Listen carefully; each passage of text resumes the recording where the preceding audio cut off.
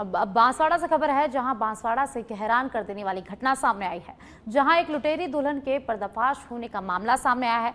पीड़ित घाटोल निवासी भुवनेश जैन ने बताया कि इंदौर की 20 वर्षीय सलोनी सोलंकी से उसकी शादी हुई थी। शादी से पहले सलोनी ने भुवनेश से 500 रुपए के स्टाम्प पर विवाह का इकरारनामा कर 3,70,000 रुपए लिए। शादी के बाद वह घर में 15 दिन ही रही और फिर पिता की बीमारी का बहाना कर 87,000 रुपए लेकर इंदौर चली गई और करीब 1 महीने तक फोन पर बात कर टालमटोला करती रही।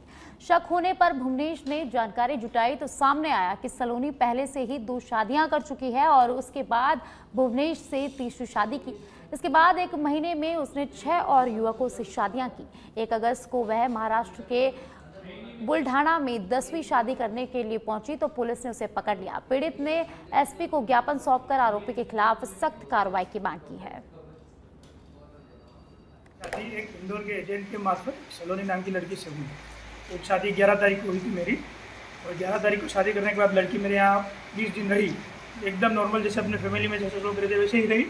और रहने के बाद 20 तारीख को या 25 तारीख को उसके घर से फ़ोन आया कि पापा बीमार है तो पैसे की ज़रूरत है। तो उसने मेरे से 50,000 रुपये 25 या 26 तारीख को कुछ खाते में डलवाए। और फिर 30 तारीख को उसने बोला पापा बीमार है, मेरे को मिलने जाना है। तो मैं उसको इंदौर उसके जो एजेंट है मौसी बोलती उसके घर में छोड़ के आया। छोड़ के आने के बाद मैं जैसे 2-3 दिन वहाँ रुका, उसके बाद उसने बोला पापा को मैं वापस घर आ गया। तो 2-3 दिन बाद में आ जाऊँगी बोला। फिर उसने मेरे को फ़ोन किया पापा को, मैंने पैसे डाले उसके खाते में 20,000 रुपये।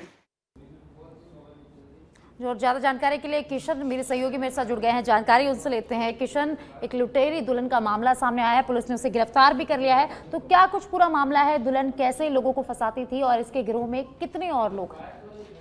देखिए साथी, ये जो पूरा मामला है वो बांसवाड़ा के घाटोल थाना क्षेत्र का है। एक इंदौर की एक लुटेरी दुल्हन जो दलाल के मार्फत के अंदर में शादी का पहले प्रस्ताव रखते थे, प्रस्ताव करने के बाद में वो शादी करवाते थे आनंद फानंद के अंदर में, और उसके बाद के अंदर में कुछ दिन बाद यानी एक मोटी रकम मांगते थे। ये कह कहकर मेरा पिता बीमार है, मेरा भाई बीमार है, तो सामने वाले भी जिसने शादी करी है वो भी बहकाव में आ जाता। आखिर उसकी पत्नी थी, तो कहीं ना कहीं इस प्रकार की घटनाओं को लेकर अब तक उसने है से 9 से 9 शादियां कर ली थी और 10वीं शादी ये घाटोल के अंदर में होनी थी। और आपको बता दूं कि इसी 10वीं शादी होने से पहले ये जो पूरा मामला है वो इस लुटेरी दुल्हन का पूरा जो पर्दा है वो फांस हो गया, क्योंकि उसके जो होने वाले पति थे यानी जो फर्जी शादी करने जा रही थी जिससे उससे उसने करीब 3.5 लाख रुपए से ज्यादा रुपए ले लिए। ये कहेगी कि मेरा भाई जो है वो घर के अंदर में कोई बीमार है और मैं आपको चंद दिनों के अंदर में वापस दे देंगे। बस इसी बात के ऊपर पैसे लेकर वापस दुल्हन जब नहीं लौटी, लेने के लिए गए थे, ये पूरा जो माजरा है वो आखिरकार इस लुटेरी दुल्हन का खुला है। क्योंकि इस लुटेरी दुल्हन ने प्रदेश देश भर के कई राज्यों के अंदर में इसने शादी करी। हाल ही के अंदर में इसने जो 9वीं शादी है वो महाराष्ट्र के अंदर में करी थी।